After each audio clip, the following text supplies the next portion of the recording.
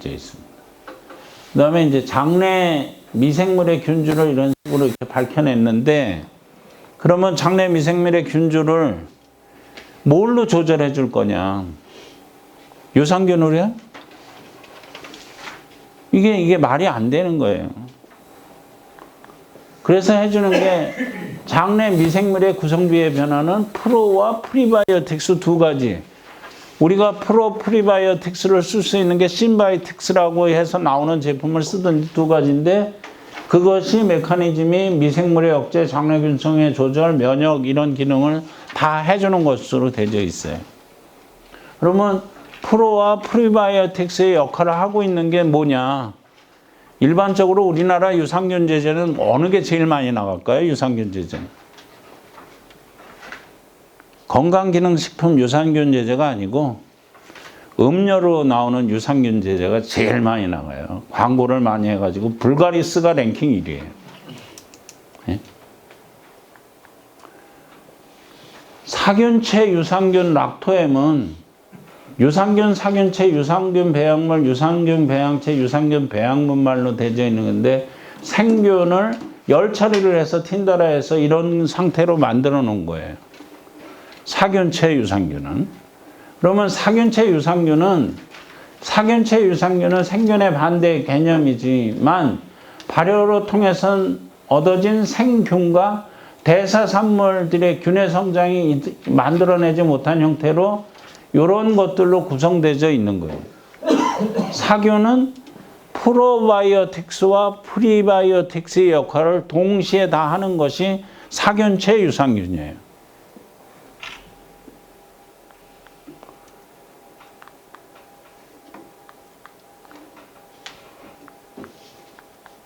그래서 사균체 유산균에 쓰는 거는 락토엠이 사균체 유산균이에요. 장내 세균 변화에 관리 열어주는 게 이게 코코아인데, 이 코코아가 여러분들이 이게 코코아가 뭐가 여기에 장내 세균에 왜 변화를 줘 그러지만, 코코아의 주요 성분의 40%가 섬유질로 되어 있어요.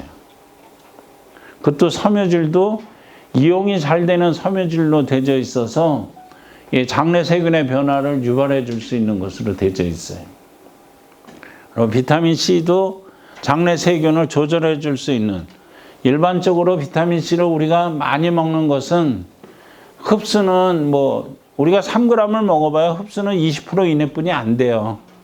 들어가질 않아요. 근데 나머지 균주는 뭘 하느냐? 그것이 장으로 들어가서 장내 균주를 조절해주는 역할을 하고 있기 때문에 비타민C 메가도스 요법을 쓰는 겁니다.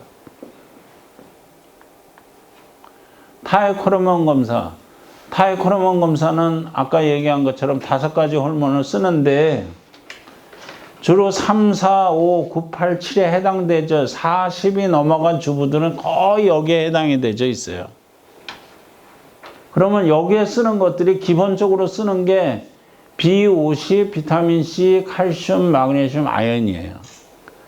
제품으로 따지면은 쿼터백, 비타민C, 그 다음에 칼트레이스, 이 3가지 제품이 기본적인 처방의 기본으로 들어가져 있고, 거기보다 좀 더 심해진 것이 코티졸이라는 호르몬을 직접 투여해 주든지, 그게 아주 적은 양을, 병원에서는 아주 적은 양을 씁니다.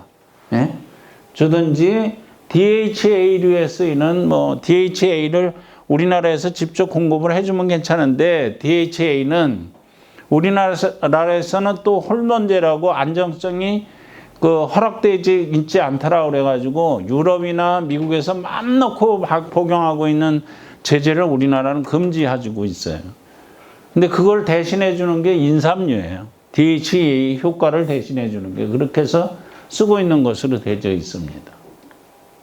그리고 미국에서는 이게 이제 코티졸, DHA 레이셔에 따라서 코티졸과 DHA가 양쪽이 높다.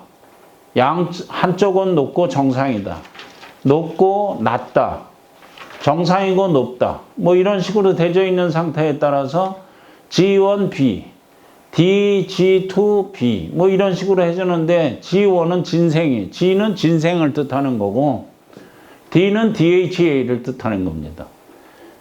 B는 B50을 뜻해요. 쿼터백을 얘기해 주는 거고 P는 프로게스테론을 얘기해 주는 거예요. 호르몬제를 투여해 주는 거예요. L은 리코레이스를 투여해 주는 겁니다. 여기 L2라고 써져 있는 거 리코레이스를 이거의 프로그램에 따라서 움직여주고 있는 그 치료 방법이 이렇게 움직여주고 있는 거예요. 여성분들은 이 치료 방법 이게 비율에 따라서 코티졸 DA 조절 비율에 따라서 치료 방법이 틀려지고 있는 거거든요. 그 다음에 비타민 D는 우리가 비타민 D 검사를 많이 하고 있잖아요. 비타민 D 검사를 하고 있는데 실질적으로 원내에서 옛날에는 200, 400 뭐 이런 IU만 투여해 주는 것으로 되어 있는데 지금 현재는 어떻게 되어 있어요?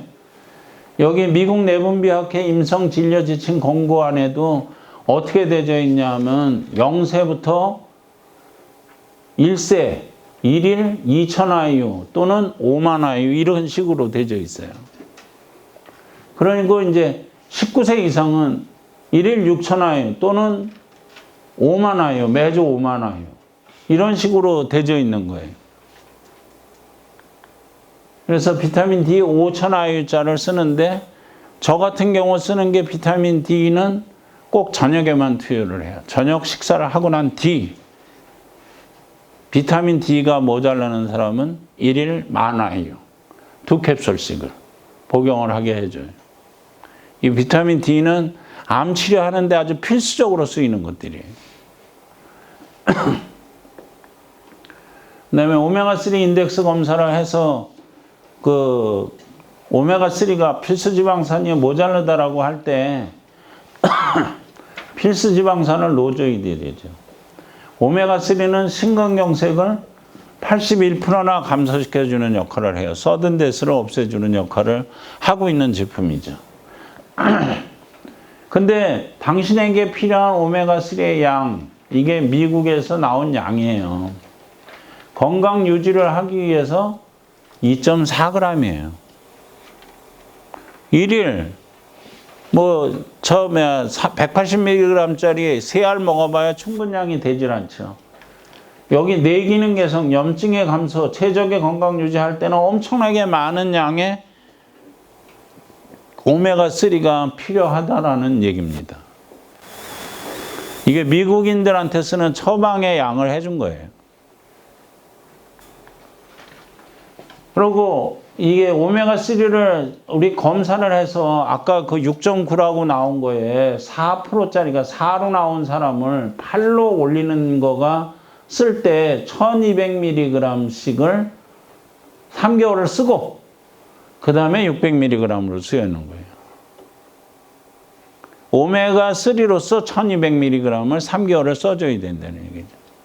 그러면 180mg짜리 매달 먹어야지 돼요.